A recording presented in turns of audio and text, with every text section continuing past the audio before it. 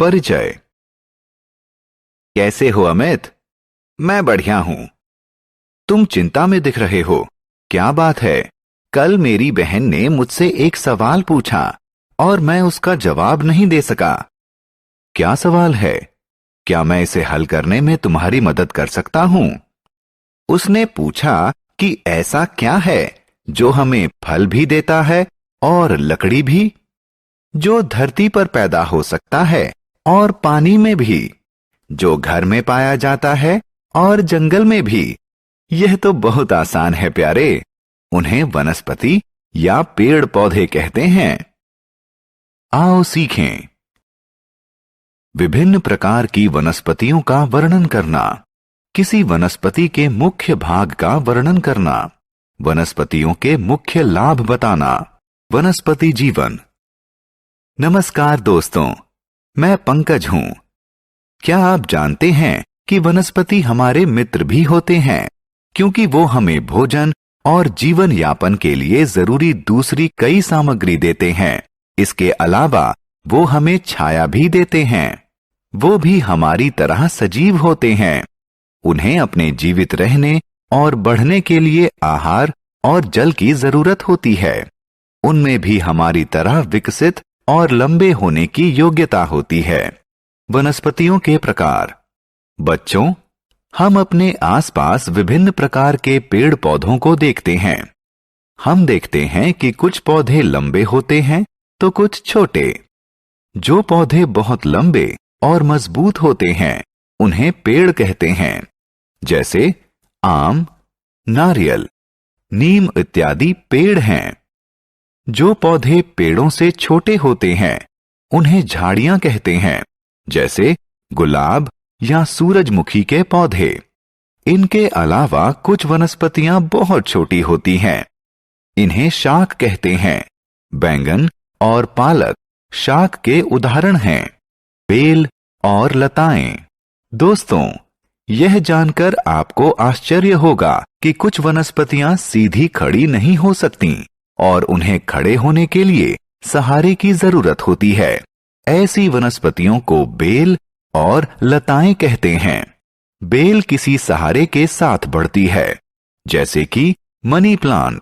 लताएं जमीन पर फैलकर बढ़ती हैं, जैसे कि कद्दू और तरबूज। वनस्पतियों के अंग।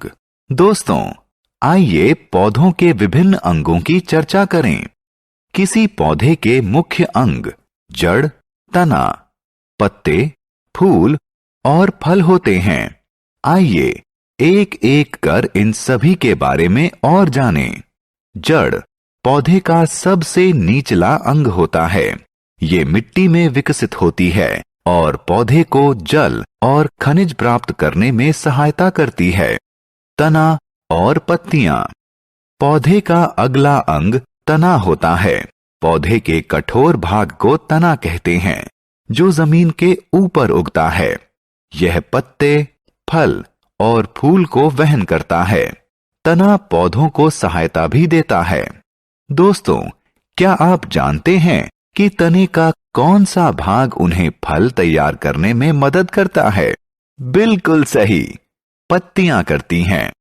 पत्तियों का रंग हरा होता है और ये तने से उत्पन्न होती हैं। फूल और फल।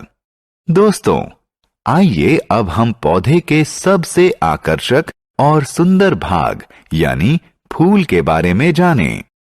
फूल विभिन्न रंगों और प्रकार के होते हैं, जैसे सूरजमुखी, गुलाब या डहेलिया इत्यादि। मैं जानता हूं कि आप में से ज्यादातर लोग फल पसंद करते हैं। पौधे के रसदार भाग को फल कहते हैं। फल विभिन्न आकार, प्रकार और रंग के होते हैं, जैसे केला, आम, सेब या संतरा। बीज। जब हम सेब काटते हैं तो उसके अंदर क्या देखते हैं?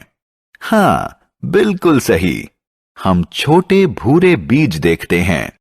दूसरे फलों के अंदर भी बीज होते हैं, जैसे पपीता और आम। क्या आप जानते हैं कि नए पौधे का जन्म बीज से होता है? वनस्पतियों का उपयोग। बच्चों, हम जानते हैं कि हम पौधों से खाने की सामग्री प्राप्त करते हैं। भोजन सामग्री के अतिरिक्त हम पौधों से अन्य बहुत सी चीजें प्राप्त करते हैं। बहुत सी दवाइयां व इत्र यानी परफ्यूम पौधों से बनते हैं। पेड़ हमें लकड़ी भी देते हैं। कुछ स्थानों पर लकड़ी से घर भी बनते हैं। आओ खेलें। दोस्तों, आइए आपकी जानकारी की परीक्षा लें। पौधों के विभिन्न अंगों से उनके कार्यों का मिलान करें। हमने क्या चर्चा की? हमारी ही तरह पौधे भी सजीव होते हैं।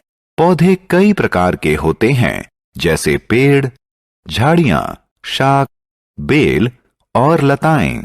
पौधे हमें भोजन, लकड़ी, तेल, दवाई और सांस लेने के लिए ताजा हवा देते हैं।